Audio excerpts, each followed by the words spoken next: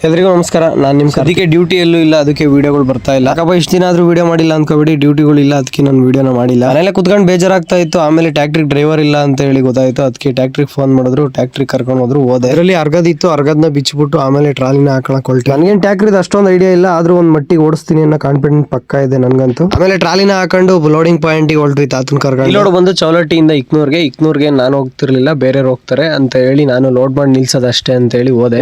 ಅಡಿಕೆ ತೋಟದಲ್ಲಿ ಪಾಯಿಂಟ್ಗಳು ಇದ್ದಿದ್ದು, ಹೋಗಲ್ಲ ಒಂದ್ ಕಡೆ ರಿವರ್ಸ್ ಆಗ್ತದೆ. ಕ್ಯಾಂಟ್ರೋನ ರಿವರ್ಸ್ ಹೊಡಿಬಹುದು, ಆದ್ರೆ ಟ್ಯಾಕ್ಟ್ರಿ ಅಂತೂ ರಿವರ್ಸ್ ಹೊಡಿಯಕ್ಕಾಗಲ್ಲ, ಅಷ್ಟು ಕಷ್ಟ ಇರುತ್ತೆ. ಅವಾಗಲೂ ಹೊಡಿತಾ ಇದ್ರೆ ರೂಢಿ ಆಗುತ್ತೆ. ಅದರಲ್ಲಿ ನಮಗೂ ಒಂದ್ ಸ್ವಲ್ಪ ಅವಾಗ ಓಡಿಸಿ ನಮ್ಗೆ ಅಭ್ಯಾಸ ಇತ್ತು, ಹಂಗಾಗಿ ಹೊಡೆದೆ. ಬಿಸಿಲು ತುಂಬಾ ಇತ್ತು, ನಾನು ಟ್ಯಾಕ್ಟ್ರಿಲೇ ಕುತ್ಕೊಂಡೆ, ಅವರೆಲ್ಲ ಲೋಡ್ ಮಾಡ್ತಾ ಇದ್ರು. ಲೋಡ್ ಎಲ್ಲ ಆಯ್ತು, ಸೆಕೆಂಡ್ ಪಾಯಿಂಟ್ಗೆ ಹೋಗ್ಬೇಕಾಯ್ತು. ಆದ್ರೆ ಮುಚ್ಚು ನನ್ನ ಪಕ್ಕದಲ್ಲೇ ಇಕ್ಬಿಟ್ಟು ಅಲ್ಲೆಲ್ಲ ಹುಡುಕಾಡ್ತಾ ಇದ್ರು. ಹುಡುಕ್ಲಿ ನೋಡೋಣ ಎಷ್ಟೊತ್ತು ಹುಡುಕ್ತಾರೆ ಅಂತ ಹೇಳಿ ನಾನು ಸುಮ್ಮನೆ ಕುತ್ಕೊಂಡು, ಸುಮ್ಮನೆ ಕಾಡ್ಸಿದ್ರೆ ಲೇಟ್ ಆಗುತ್ತೆ ಅಂತ ಹೇಳಿ ಅವ್ರಿಗೂ ಬನ್ನಿ ಇಲ್ಲೇ ಇದೆ ಅಂತ ಹೇಳಿದೆ. ಅವಾಗ ಬಂದು ಎತ್ಕೊಂಡ್ರು. ಆಮೇಲೆ ಅಲ್ಲಿಂದ ನೆಕ್ಸ್ಟ್ ಪಾಯಿಂಟ್ಗೆ ಹೋಗ್ಬೇಕಾಯ್ತು. ಯಜಮಾನ್ರಿಗೆ ನೀಟಾಗಿ ಕುತ್ಕೊಳ್ಳಿ ಅಂತ ಹೇಳಿ ಅವ್ರನ್ನ ಕುಂಡ್ರಿಸ್ಬಿಟ್ಟು ಮುಂದೆ ಹೊರಟೆ ನೆಕ್ಸ್ಟ್ ಪಾಯಿಂಟ್ಗೆ ಬಂದು ಲೋಡಿಂಗ್ ಬಿಟ್ಟೆ. ಲೋಡ್ ಮಾಡಕ್ ಸ್ಟಾರ್ಟ್ ಮಾಡಿದ್ರು. ಏನೋ 1 ಗಂಟೆ ಆಗಿದ್ರಿಂದ ನನಗೂ ಹೊಟ್ಟೆ ಹಸಿತಾಯ್ತು. ಊರ್ ಕಡೆ ಹೋಗೋಣ ಅಂತ ಹೇಳಿ ಮನೆ ಕಡೆ ಬಂದು ಊಟನ ಮಾಡ್ಕೊಂಡು ವಾಪಸ್ಸು ತಿರ್ಗಾ ಟ್ಯಾಕ್ಟ್ರಿ ಕಡೆ ಹೊರಟೆ. ಊಟ ಮಾಡ್ಕೊಂಡ್ ಬರೋದ್ರೊಳಗೆ ಆರ್ಲಿ ಗಾಡಿ ಎಲ್ಲ ಲೋಡ್ ಮಾಡಿದ್ರು. ಆ ಲೋಡ್ ಮಾಡಿ ಹಗ್ಗ ಎಲ್ಲ ಹಾಕಿ ನಿಲ್ಸಿದ್ರು. ಆಮೇಲೆ ಇನ್ನೇನ್ ಮಾಡೋದು ಅಂತ ಹೇಳಿ ಎತ್ಕೊಂಡು ಮನೆ ಕಡೆ ಹೊರಟಿದ್ರು. ತುಂಬಾ ಜನಕ್ಕೆ ಕನ್ಫ್ಯೂಸ್ ಇದೆ, ನಾನೇ ಯಾವಾಗಪ್ಪ ಡ್ರೈವಿಂಗ್ ಕಲ್ತೆ, ಹೆಂಗ್ ಕಲ್ತೆ ಅಂತ. ನಾನು ಸೌತೆಕಾಯಿ ಗಾಡಿಗಳಿಗೆ ಹೋಗ್ತಾ ಇದ್ದೆ, ಅವ್ರ ಗಾಡಿಗಳ ಜೊತೆಗೆ ನಾನು ಕೆಲಸನ ಮಾಡಿ ಡ್ರೈವಿಂಗ್ ನ ಕಲ್ತೀವಿ. ಯಾವುದೇ ಒಂದು ಗಾಡಿ ಓಡಿಸ್ತಾ ಇದೀನಿ ಅಂದ್ರೆ ಅದ್ರ ಧೈರ್ಯ ಇರಬೇಕು, ಯಾವುದೇ ಕಾರಣಕ್ಕೂ ಎದ್ರುಕೋಬಾರ್ದು. ಇಲ್ಲಿ ಸ್ಟೇರಿಂಗ್ ಹತ್ರ ಕುತ್ಕೊಂಡಾಗ